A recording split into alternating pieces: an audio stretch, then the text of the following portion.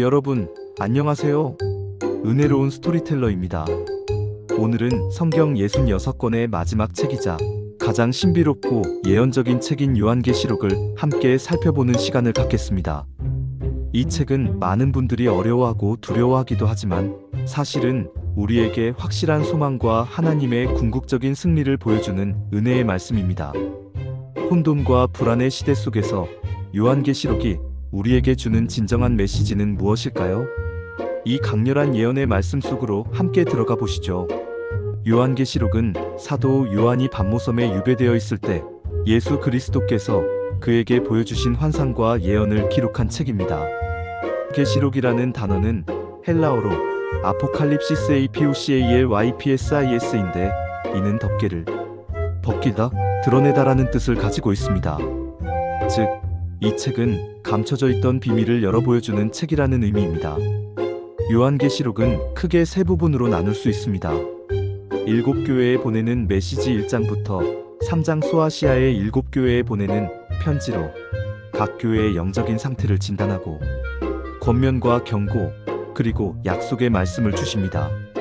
환상과 예언 4장부터 19장 하나님 보좌의 환상으로 시작하여 7인, 7나팔, 7대접 재앙 등 세상의 종말에 일어날 일들과 사탄의 활동, 그리고 하나님의 심판을 보여줍니다.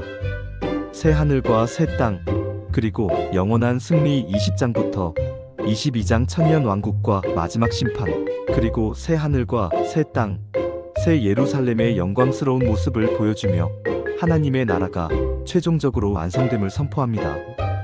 이 모든 환상과 예언 속에서 요한계시록이 일관되게 강조하는 핵심 메시지는 바로 예수 그리스도의 주권과 하나님의 궁극적인 승리입니다. 요한계시록은 당시 로마 제국의 극심한 박해 속에서 고통받던 초대 교회 성도들에게 쓰여진 책입니다. 그들에게 이 책은 절망 속에서 용기와 소망을 주는 메시지였습니다. 핍박과 순교가 난무하던 시대에 요한계시록은 비록 지금은 고난받지만 결국에는 하나님께서 모든 것을 통치하시고 의로운 자들을 구원하시며 악한 세력을 심판하실 것이라는 확신을 심어주었습니다. 여러분도 혹시 지금 삶의 고난과 불의로 인해 낙심하고 계신가요? 요한계시록은 우리에게 이렇게 말씀하십니다.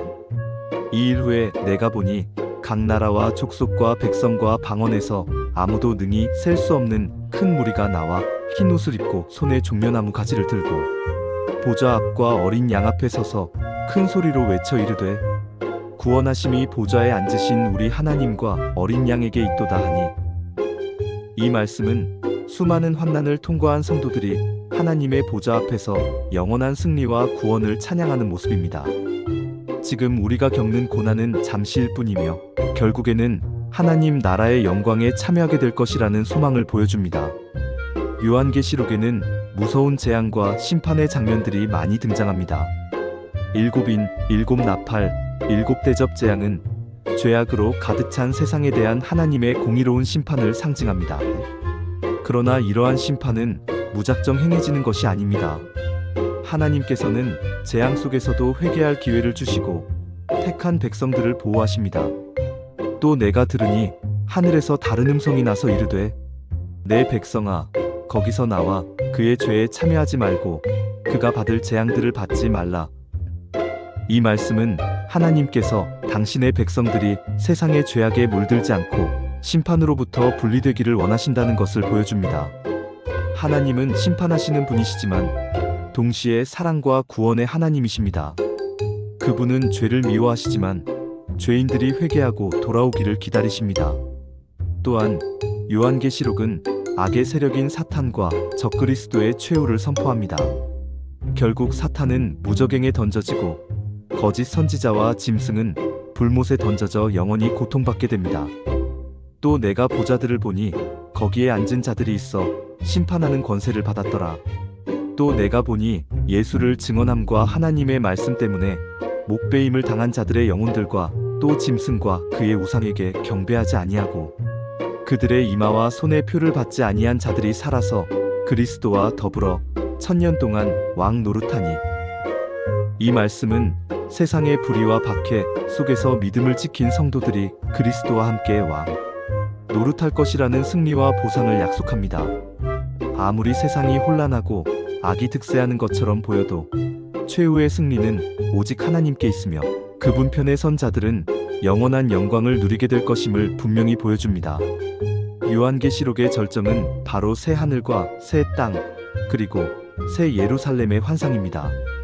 모든 심판과 악의 제거가 끝난 후 하나님께서는 새롭게 창조된 세상에서 당신의 백성들과 영원히 함께 하실 것입니다. 또 내가 새 하늘과 새 땅을 보니 처음 하늘과 처음 땅이 없어졌고 바다도 다시 있지 않더라.